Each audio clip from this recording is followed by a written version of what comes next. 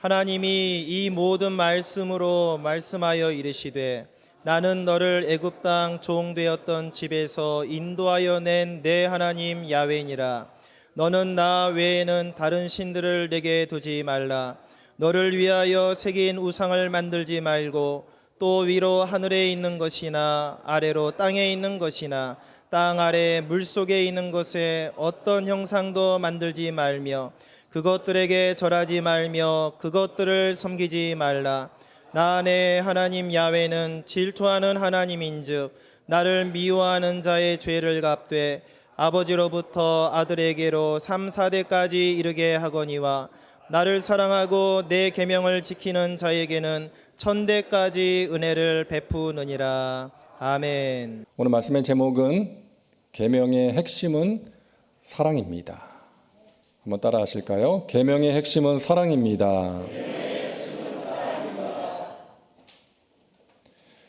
자식을 키우는 부모들을 보면서 이런 생각을 한 적이 있습니다. 왜 저렇게 잔소리를 많이 할까? 그렇게 한다고 아이들이 달라지는 게 아닌데 오히려 역효과를 볼 수가 있는데 왜 저렇게 잔소리를 많이 할까? 이런 생각을 한 적이 있습니다. 그러면서 또 한편으로는 그래, 저것이 자식을 향한 부모의 사랑이고 열정이지. 자기 자식이 아니면 저렇게 하겠나? 이런 생각이 또 드는 것이죠. 여러분, 부모가 자식에게 잔소리를 하는 이유가 무엇입니까? 자식을 사랑하기 때문 아니겠어요? 자식이 잘 되기를 바라고 바른 길로 가기를 바라기 때문에 그러는 것이죠.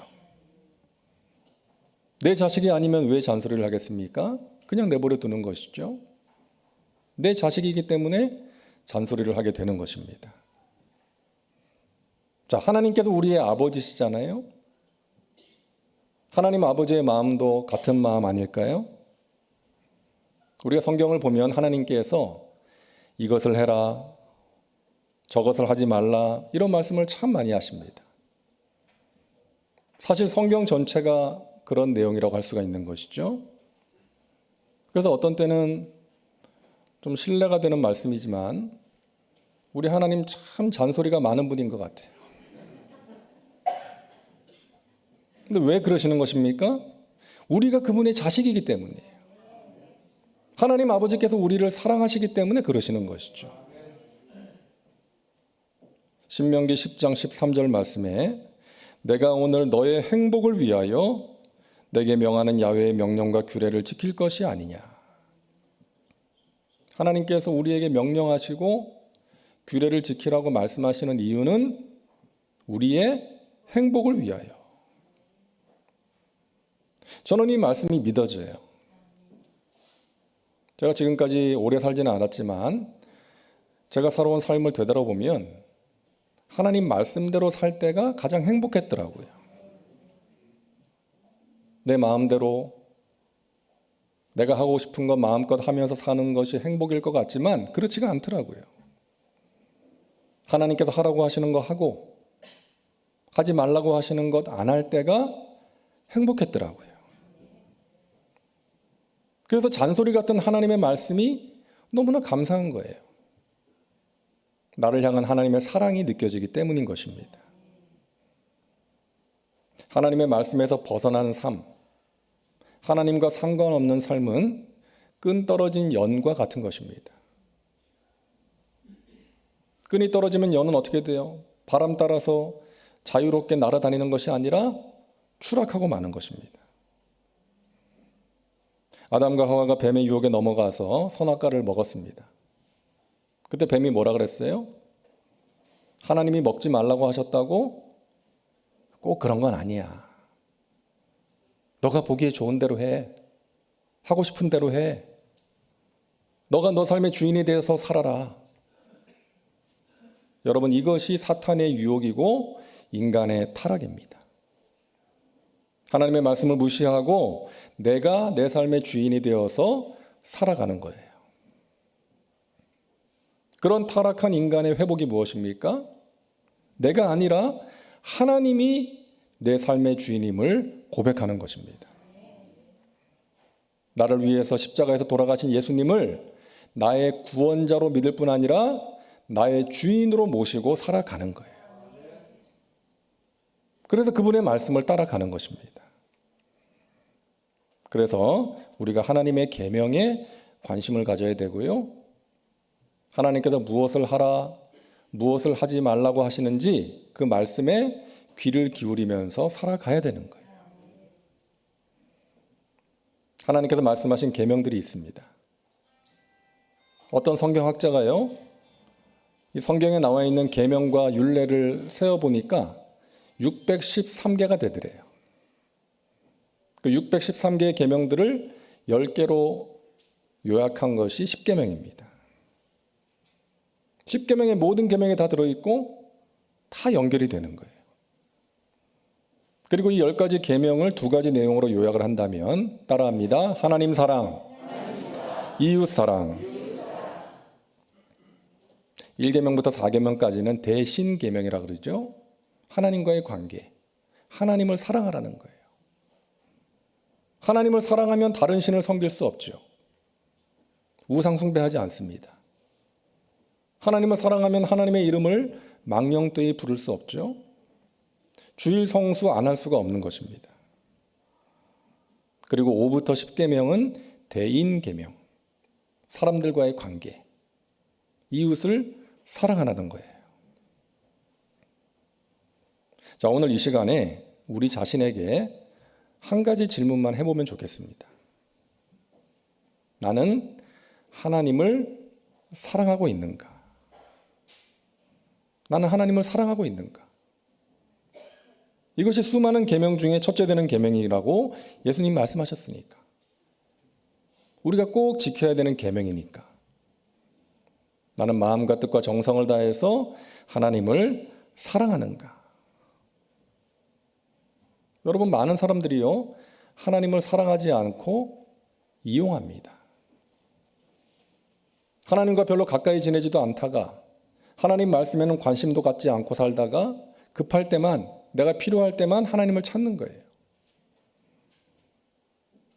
램프 속의 거인처럼 내가 부를 때만 나타나셔서 나를 도와줬으면 좋겠다, 이렇게 생각을 하고 하나님을 그렇게 대하면서 살아가는 사람들이 있다는 것입니다. 급하고 필요할 때만 하나님을 부르는 거예요. 우리 순복음 송파교회 모든 성도님들은 하나님을 사랑하시기를 주님의 이름으로 축원합니다. 그럴 때 우리가 진정한 행복을 누리면서 살아갈 수가 있다는 거예요. 하나님을 사랑한다는 것이 좀 막연하고 추상적인 느낌이 있지 않습니까? 하나님을 사랑한다는 것이 무엇일까? 어떤 사람이 하나님을 사랑하는 사람일까? 여러 가지로 말할 수 있겠지만 이 10가지 계명의 근거에서 오늘은 2가지만 함께 나누려고 합니다. 첫째는 우상 숭배하지 않는 것입니다. 하나님을 사랑한다는 것은 우상을 숭배하지 않는 거예요. 여러분, 우상 숭배의 1차적인 의미는 어떤 형상을 만들어 놓고 그걸 섬기는 거죠. 절하는 것입니다. 여기에 그런 분은 한 사람도 없을 거예요. 근데 우상 숭배의 2차적인 의미를 생각하면 좀 달라질 수 있을 것 같아요. 우상은 하나님을 대신하여 내 마음을 차지하고 있는 것입니다. 하나님이 계셔야 될 자리에 다른 것이 있는 거예요. 어떤 신학자는 이것을 궁극적인 관심이다라고 표현했습니다. 궁극적 관심. 내가 궁극적으로 관심을 가지고 있는 것. 건강검진을 할 때 이제 엑스레이 촬영을 하고 내시경으로 우리의 몸속을 들여다보는 것처럼 우리의 마음속을 들여다볼 수 있는 것이 있다면, 그것으로 우리의 마음속을 들여다본다면 지금 우리의 마음속에 무엇이 가득 차 있을까? 그것이 우리의 우상일 수 있다는 거예요. 내가 하나님처럼 믿고 섬기는 것, 의지하는 것, 그래서 내 삶의 목적이 되는 것입니다. 돈을 버는 것이 내 삶의 목적이 되면 돈이 나의 우상이 될 수가 있고요. 성공과 출세가 내 삶의 목적이 되면 그것이 나의 우상이 될 수가 있는 거예요. 여러분, 우리가 예수님을 믿고 신앙생활을 한다는 것은 내 안에 있던 우상이 무너지는 것입니다. 삶의 목적이 달라지는 거예요. 하나님을 나의 왕이요 내 삶의 주인으로 모시고 살아가게 되는 것입니다. 현대사회에서 많은 사람들에게 우상이 된 것 두 가지가 있어요. 첫째는 여러분 잘 아시죠? 재물입니다. 돈이에요. 우리가 돈이 없으면 살 수 없죠. 이 세상이 그런 세상이에요. 돈 없이는 살 수가 없어요. 그리고 돈으로 할 수 있는 게 참 많아요. 돈의 힘이 큽니다. 그러다 보니까 돈이 하나님의 자리를 차지해 버리는 거예요. 하나님이 전능하신 분이 아니라 돈이 전능한 존재가 되는 거예요. 그래서 돈 없으면 안 돼. 그리고 돈만 있으면 다 돼. 이런 물질 만능주의를 가지고 살아가게 되는 것입니다. 그런데 여러분, 하나님을 사랑하는 사람은 돈을 섬기는 것이 아니라 부릴 줄 아는 사람이에요. 하나님의 뜻을 따라 사용할 줄 아는 거예요. 자신만을 위해서 쓰거나 쌓아놓는 것이 아니라 하나님께서 기뻐하시는 일을 위해서 사용할 줄 아는 사람이 하나님을 사랑하는 사람인 것입니다. 우리 예수님 말씀하셨죠? 마태복음 6장 20절과 21절을 우리 같이 읽겠습니다. 오직 너희를 위하여 보물을 하늘에 쌓아두라. 거기는 좀이나 동록이 해하지 못하며 도둑이 구멍을 뚫지도 못하고 도둑질도 못하느니라. 내 보물이 있는 그곳에는 내 마음도 있느니라. 아멘.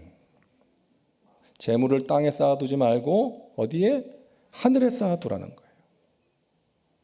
여러분, 재물을 어떻게 하늘에 쌓을 수 있습니까? 하나님의 나라를 위해서 하나님의 뜻을 따라 사용할 때 그렇게 할 수가 있는 것이죠. 제가 터키에 있을 때 사역했던 교회가 이스탄불 한인교회였는데요.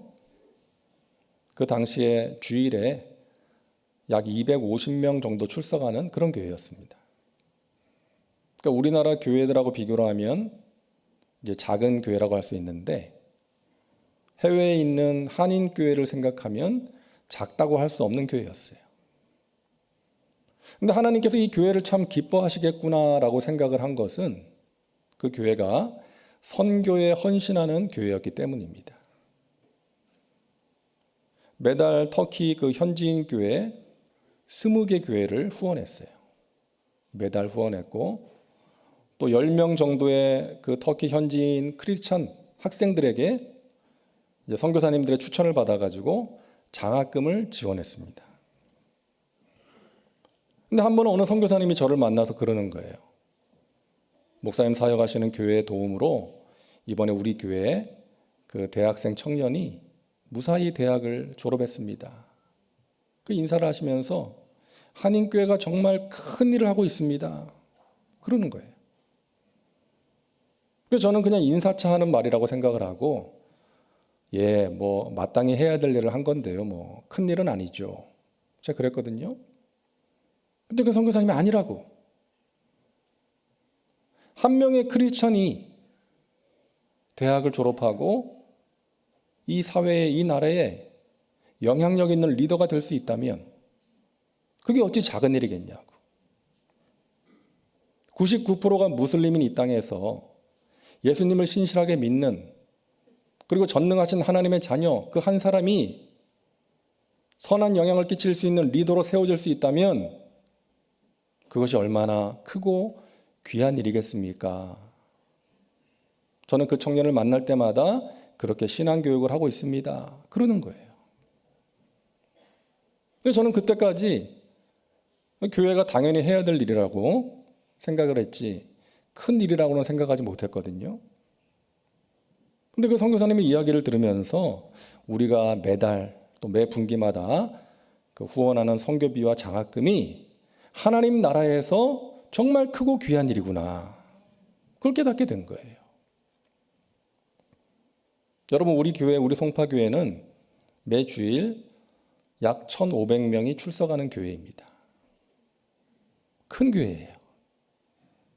물론 예전에 비해서는 교세가 줄긴 했죠. 여러분 기억하시는 교세와 비교를 할 때는 예전에 비해서는 줄긴 했지만 그래도 큰 교회입니다. 하나님께서 우리에게 맡기신 귀한 사명이 있는 줄로 믿습니다. 하나님의 나라를 위해서, 선교와 구제를 위해서 우리가 해야 될 일이 있어요. 현재 우리 교회는요, 매달 카자흐스탄에 있는 2개의 현지인 교회와 신학교를 후원하고 있고, 저 케냐 투르카나를 후원하고 있어요. 매월 정기적으로 후원하고 있습니다. 그리고 국내에 있는 여러 단체들, 여러분 잘 아시는 굿피플, 그리고 우리나라에 이제 다문화인들이 많이 살잖아요. 외국인들이 많이 거주하는데 그 다문화인들을 대상으로 사역하는 단체인 글로벌 엘림이라고 있습니다. 그 단체와 또 크리스천 문화를 이 사회 속에 전파하기 위해서 사역하고 있는 단체 국민희망실천연대라고 있습니다. 그리고 이제 신학교 등 매달 정기 후원을 하고 있고요. 또 우리 교회가 큰 교회다 보니까 수시로 후원 요청이 들어올 때가 있어요.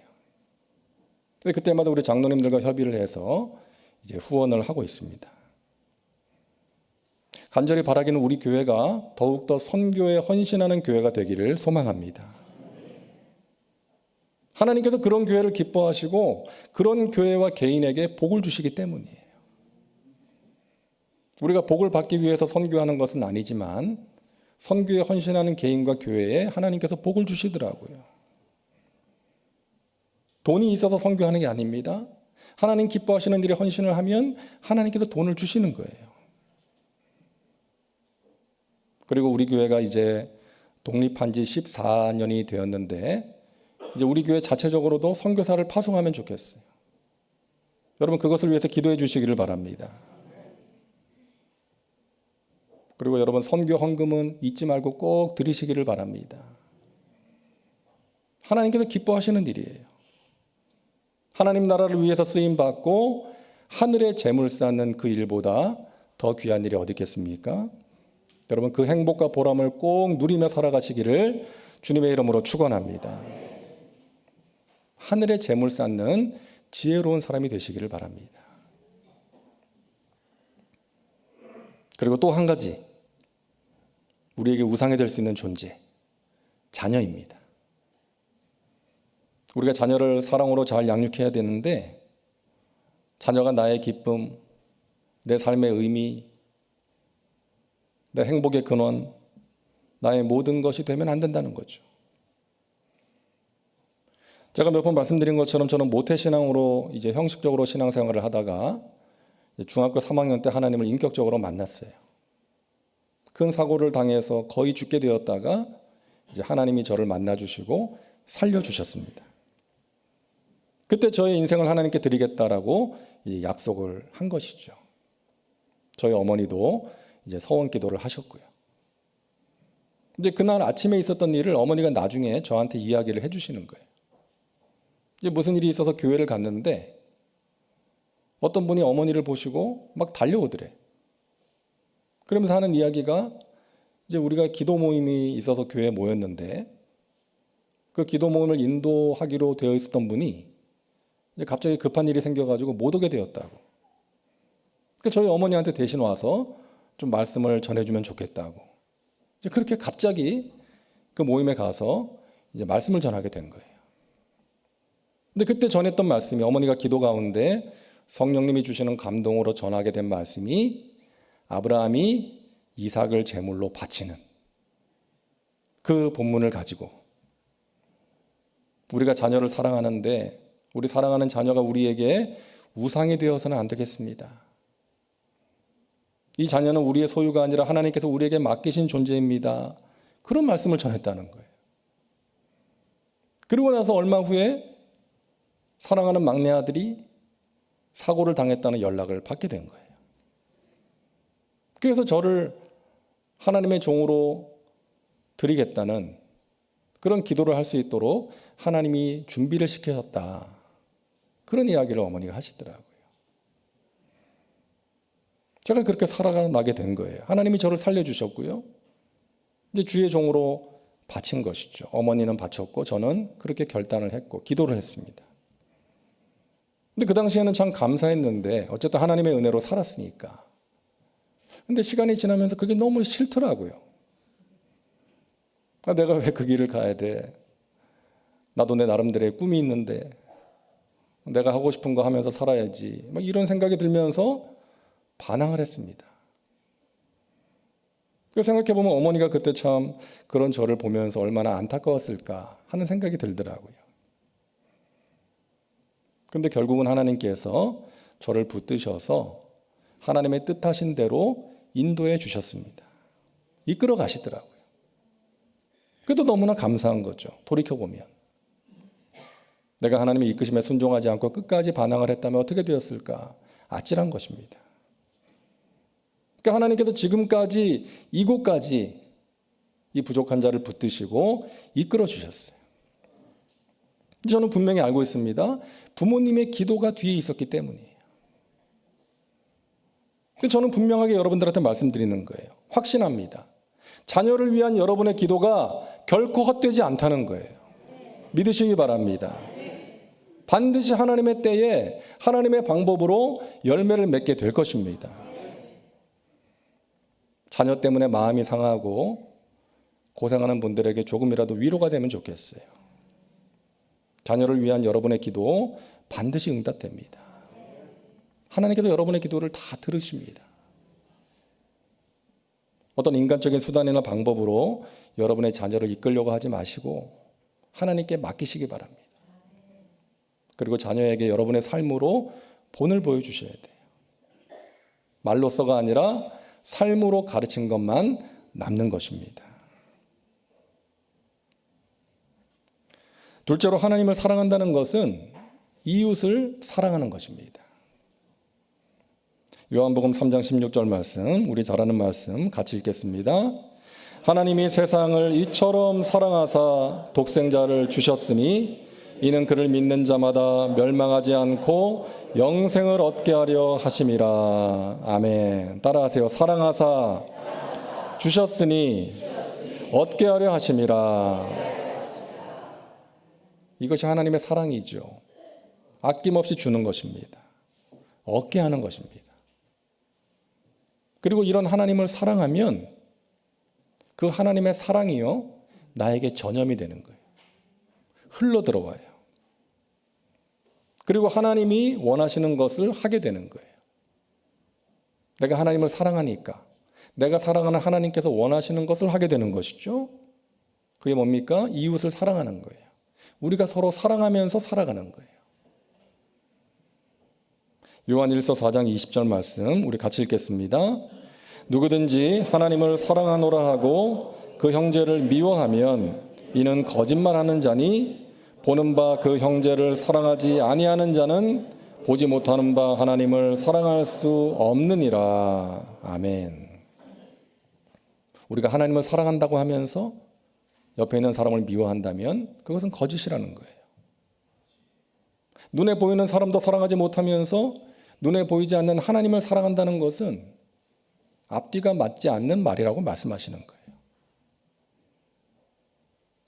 여러분, 사랑의 특징 두 가지가 있습니다. 첫째는 타인지향적이에요. 사랑은 타인을 배려하는 것입니다. 가끔 보면은요, 함부로 하는 사람들이 있어요. 사람한테. 교회 안에도 있죠. 근데 이상해요. 예수님이 그 안에 거하시면 그렇게 할 수가 없거든요. 예수님이 내 안에 거하시면 그 사랑이 나를 다스리는 거예요. 예수님의 사랑이. 누군가에게 함부로 하거나 누군가에게 상처를 주면 괴로워요. 편하게 잠을 잘 수가 없어요. 사랑하지 못하면 괴로운 거예요.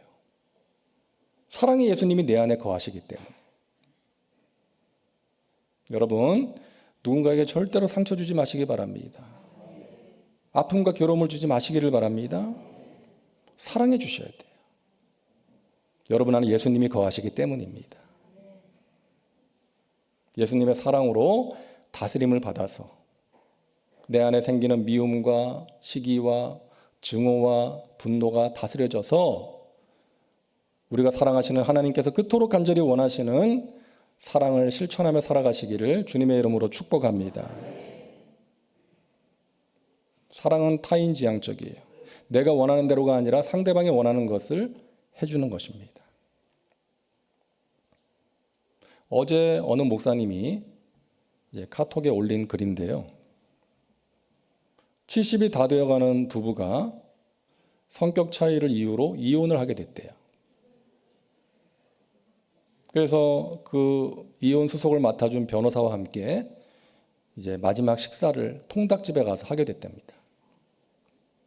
통닭집에 이 할머니와 할아버지 그리고 이혼 수속을 맡아준 그 사람이 이제 셋이 함께 가서 이제 식사를 하는 거예요. 통닭이 나왔는데 이 할아버지가 날개를 뚝 뜯어가지고 할머니 접시 위에 딱 올려줬대요. 이 변호사가 그것을 보면서 그 모습이 너무나 진지하고 정성스러워가지고 잘하면 이 두 분이 화해할 수도 있겠는데 하는 생각이 들었대요. 근데 그 순간 이 할머니가 너무 기분이 나쁘다는 표정으로 이 할아버지한테 불같이 화를 내더랍니다.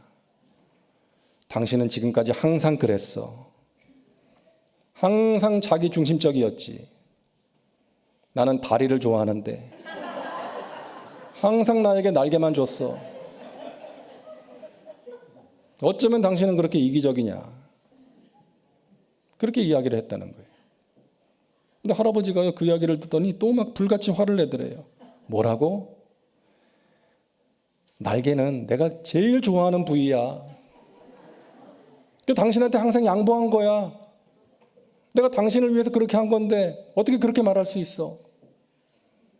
거기서 또 막 싸우더라는 거예요. 여러분, 이 할아버지는요, 할머니를 위한다고 자기가 좋아하는 부위를 항상 뜯어준 거예요. 근데 이 할머니는 자기는 다리를 좋아하는데 날개만 주니까 자기만 생각하는 남편이라고 그렇게 생각을 했던 거예요. 상대방이 뭘 좋아하는지도 모르고 30년을 산 거 아닙니까? 근데 여러분, 이게 좀 극단적인 예라고 할 수 있지만 우리 안에도 그런 게 있다는 거예요. 상대방을 배려하고 상대방이 원하는 것을 해주는 것이 아니라 내 방식대로 내가 원하는 대로 자신은 사랑을 실천한다라고 생각을 한다는 것입니다. 근데 진정한 사랑은 뭐예요? 상대방의 뜻을 살피는 거예요. 상대방이 원하는 것을 해주는 거예요. 그게 사랑이죠. 우리가 하나님을 사랑한다면 내 생각대로 내 뜻대로 살아가고 내 생각대로 하나님의 일을 하는 것이 아니라 하나님의 뜻이 무엇인지를 항상 살펴야 하는 것입니다. 그것이 사랑이기 때문이죠. 인간은 기본적으로 자신의 유익과 만족을 먼저 구하는 본성이 있습니다. 자기 중심적이에요. 그래서 타인지향적인 이 사랑을 실천하기 위해서는 우리가 성령으로 충만해야 되는 것입니다. 성령의 열매가 사랑이기 때문에.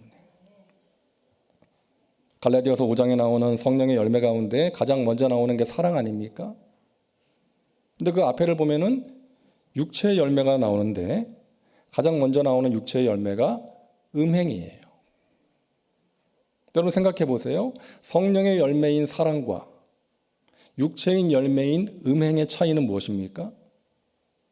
사랑은 타인을 위한 거예요. 근데 음행은 나 자신의 어떤 성적인 만족을 위해서 타인을 이용하고 피해를 주는 거죠. 그러니까 육체의 열매는 자기 중심적인 것이고 성령의 열매는 타인 지향적인 거예요. 근데 우리 안에 어떤 죄의 본성이 있어서 자신의 만족과 유익을 위해서 타인에게 피해를 줄 수 있던 그 본성이 우리 가운데 있다는 거예요. 육체의 속성이 있어요. 그렇기 때문에 성령으로 그 육체의 본성과 속성을 다스리며 살아가야 되는 것입니다. 갈라디아서 5장 16절이죠. 우리 같이 읽습니다. 내가 이르노니 너희는 성령을 따라 행하라. 그리하면 육체의 욕심을 이루지 아니하리라.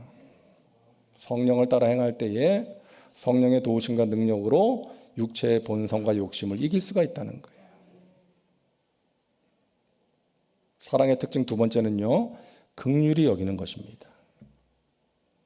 예수님의 마음이죠.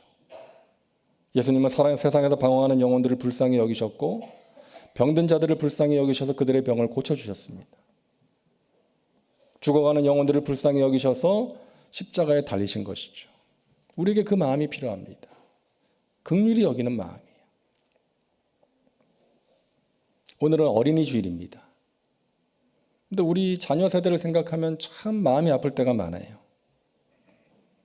우리나라에서 이제 2010년부터 매년 교육부에서 초중 고등학생을 대상으로 학생 정서 및 행동 특성 검사를 하고 있습니다. 근데 그 결과를 보니까 마음이 아파요. 초중고생 648만 명을 대상으로 조사를 했는데 648만 명. 그 가운데 105만 4천 명이 관심군으로 분류가 됐습니다. 그리고 그 가운데 22만 3천 명이 주의군 판정을 받았어요. 관심군이 뭔가 하면 교내 상담이 필요하고 지속적인 관심이 필요한 학생들. 평소에는 큰 문제가 나타나지는 않지만 우울 증세가 있는 아이들입니다. 주의군은 뭔가 하면 그 관심군 아이들 가운데 2차 검사가 필요하고 심층 상담과 집중 관리가 필요한 아이들이라는 거예요. 관심군 가운데 약 25%가 여기에 해당된다고 합니다. 그러니까 이런 학생들은요, 평소에 아주 무기력하고 주의가 산만하다는 거예요. 그러니까 이런 정서적으로 문제가 있는 아이들이 매년 급증하고 있다. 그러니까 몇 년 전 통계니까 지금은 더 많다고 보면 되는 것이죠. 우리 교회 주변에 학원들이 많지 않습니까? 제가 가끔 지나가다가 그 학원에 드나드는 아이들을 보면 참 마음이 아프고 불쌍하다는 생각이 들어요. 물론 어쩔 수 없는 이 나라의 현실이기는 하지만 아이들이 한창 뛰놀고 인격적으로 정서적으로 건강하게 자라가야 될 그때에 밤낮 공부에 치여서 저렇게 늦은 시간까지 학원에 앉아 있어야 되는 그 아이들이 참 불쌍하다는 거죠. 여러분, 우리 어른들은 어떻습니까? 그들은 소리내 울지 않는다라는 책이 있어요. 그 책에 우리나라 5, 60대를 이렇게 이야기합니다. 이면지에 글씨 연습을 하던 초등학생이 스마트폰을 만들어낸 세대. 실패의 고무줄을 감아서 만든 장난감 차로 유년을 보낸 소년들이 세계적인 자동차 산업을 일군 세대. 고무신을 접어서 냇물에 흘려보내며 놀던 아이들이 세계적인 조선업을 창출한 세대. 우리나라 배 만드는 게 세계 1위 아닙니까? 수출 100만 달러에 머물던 후진국이 1조 달러 선진국으로 도약하는 대장정에서 디딤돌이 된 세대. 판잣집을 초현대식 아파트로 바꾸는 천지개벽하는 건설 현장에서 청운을 바친 세대. 이렇게 우리나라 50대, 60대를 이제 이야기를 하는데 마지막 결론이 참 씁쓸해요. 각종 스펙으로 무장한 자식 세대에게 밀려서 쓸쓸하게 퇴장할 수밖에 없는 세대. 그러면서 이런 말을 하는 것입니다. 우리 세대가 왜 이렇게 되었을까? 쫓기면서 살아왔는데 이제 노후에 위로받을 것도 없고 부모와 자식도 아직 챙겨야 하는데 가진 것이라고는 나날이 쇠락하는 몸밖에 없는데 우리 모두가 여러분 나이가 들어가면서 몸이 쇠락하고 쓸쓸하게 퇴장할 수밖에 없는 그런 사람들이라면 그것이 우리의 인생이라면 우리는 좀 서로를 불쌍히 여기면서 살아가야 하지 않겠냐는 것입니다. 뭐 아이들이나 어른들이나 할 것 없이 우리 모두가 불쌍한 거예요. 그러니까 여러분 서로를 좀 불쌍히 여기시면서 서로를 위로해 주시고 격려해 주시고 서로를 위해서 기도하며 서로에게 힘과 위로가 되어 주시기를 간절히 바랍니다. 여러분 서로에게 절대로 아픔과 괴로움 주지 마시고요. 상처 주지 마시고 사랑을 주시기를 바랍니다. 그러함으로 우리 가정과 우리 교회가 사랑으로 행복한 그러한 공동체가 될 수 있기를 간절히 소망합니다. 그리고 예수님을 알지 못하고 죽어가는 그 영혼들을 불쌍히 여기심으로 전도에 힘쓰시기를 주님의 이름으로 축복합니다. 여러분, 하나님을 더욱더 사랑하시고 여러분 주변에 있는 사람들을 사랑하며 살아가시기를 바랍니다. 기도합니다. 하나님께서 우리를 위하여 말씀하신 그 계명들의 핵심은 사랑인 줄로 믿습니다. 하나님을 더욱더 사랑하게 하시고 우리 주위 사람들을 사랑으로 섬김으로 하나님이 주시는 진정한 행복과 기쁨을 누리며 살게 하여 주시옵소서. 예수님의 이름으로 기도하옵나이다. 아멘.